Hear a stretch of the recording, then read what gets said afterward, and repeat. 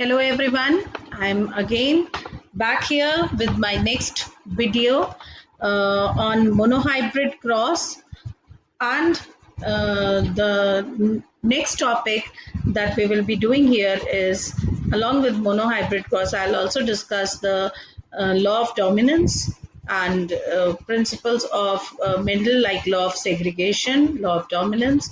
So in this video, uh, we are first going to discuss about monohybrid cross, though I had discussed this cross in my previous video, but in continuation, because we are actually doing the chapter from NCERT. So as I always say, I don't want to miss anything from my NCERT book.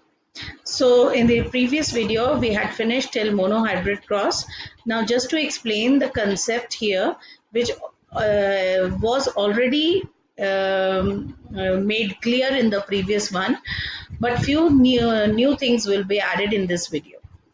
From the observation that the recessive parental trait, now be very attentive here, that recessive parental trait is expressed without any blending in the F2 generation. So as you see here in my figure, this is F1 generation. My parents were pure yellow and pure green. Yellow is dominant, so capital Y, and pure green was recessive, so small y. When they separated, when the gametes were formed, they were separated, see, segregated here. The gametes are formed, they are haploid. And in the F1 generation, all the progenies that I am getting is hybrid, that is heterozygous, but they are yellow. Why? Because Y, capital Y is there, and capital Y expresses itself. That means yellow is dominant, and so because yellow is present, green, that is recessive trait, cannot express itself. Now, when these parents were again self-crossed, see, for F2 generation, when they were self-crossed for F2 generation, what is the result I am getting? I am getting one homozygous dominant, heterozygous dominant, heterozygous dominant, and homozygous recessive. That means 3 yellow and 1 green.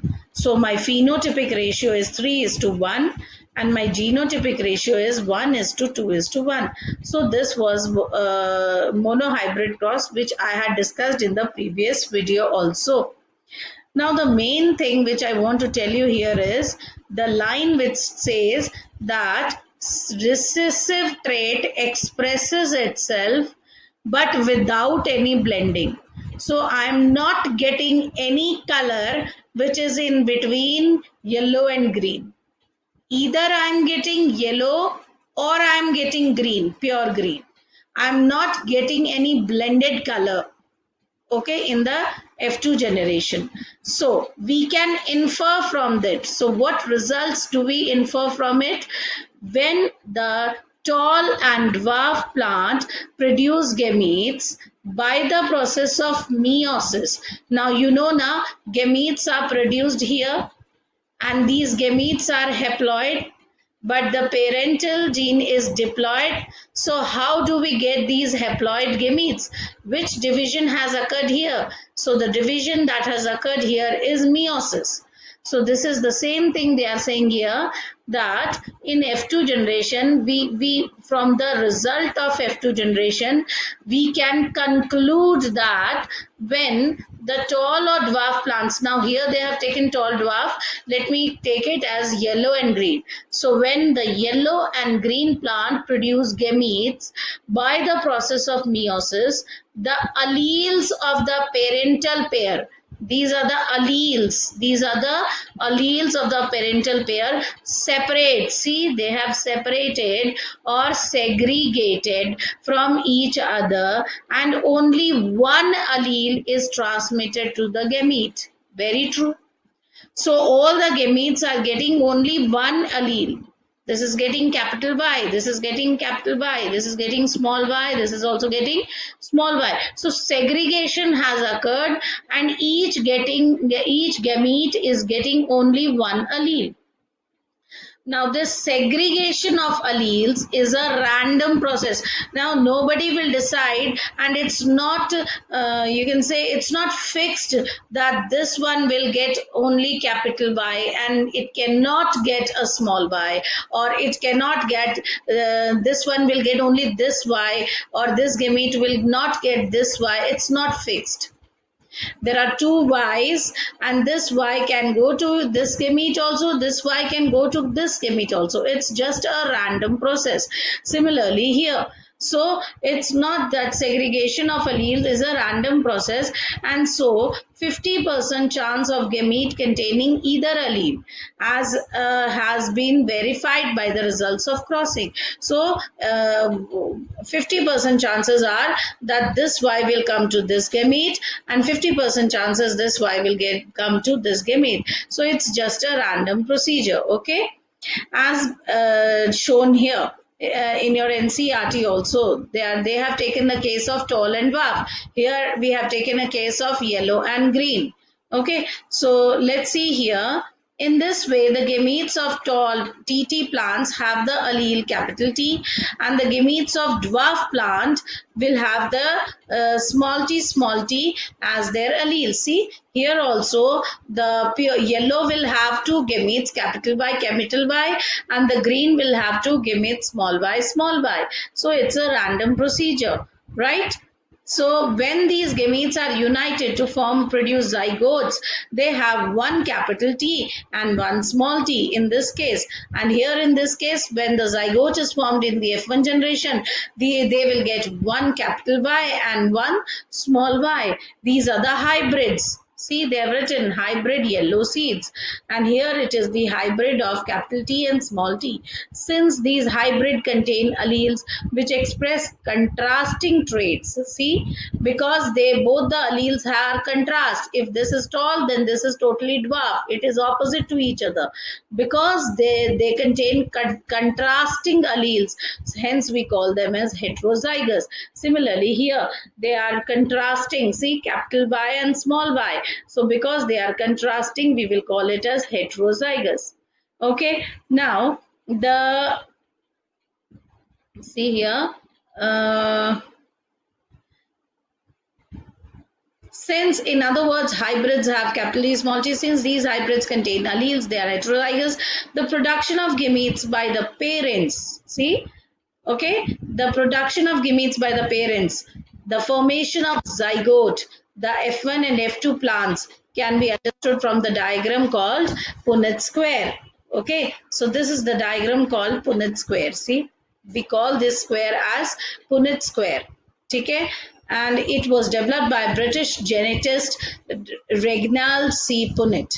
It is a graphical representation to calculate the probability of all possible genotypes of the organism in a genetic cross. So it's very easy. Now, this is just a monohybrid cross, so we are able to do it. But if we have to do a dihybrid cross, then you see Punnett square is of great help, because in a dihybrid cross, F2 generation, if we don't have a Punnett square, it will be very difficult for us to draw a dihybrid cross. See, this is a dihybrid cross, and this is the F2 generation. So Punnett square is of great help to us. Okay, I will show you by making this dihybrid cross. I'll put a video of that also. Okay, it is a graphical representation to calculate. All possible combinations are represented in the boxes. See, all possible combinations are represented in these boxes. Punnett square show the parental tall, capital T, and dwarf here. Here in this case, in your NCERT, this is your Punnett square, and it has shown capital T here. See, capital T, the gametes of the tall plant, and these are the gametes of the dwarf plant. So in the Punnett square, we have represented F1 generation. Now in F2 generation also we are using Punnett square. In F2 generation, the parents are heterozygous. One capital T, one small t, again one capital T, one small t, and the combinations are made here. See, how are the combinations made? This capital T and this capital T will give you homozygous tall. Then this capital T will be crossed with this one to give heterozygous tall. This one will be crossed with this one to give heterozygous tall, and these two will get crossed and you get what? A recessive plant. Okay, so this is how Punnett square is being drawn in a monohybrid cross, and this one is a dihybrid cross. Dihybrid cross, again I will do it for you, do not worry about that. So this is what Punnett square tells us about.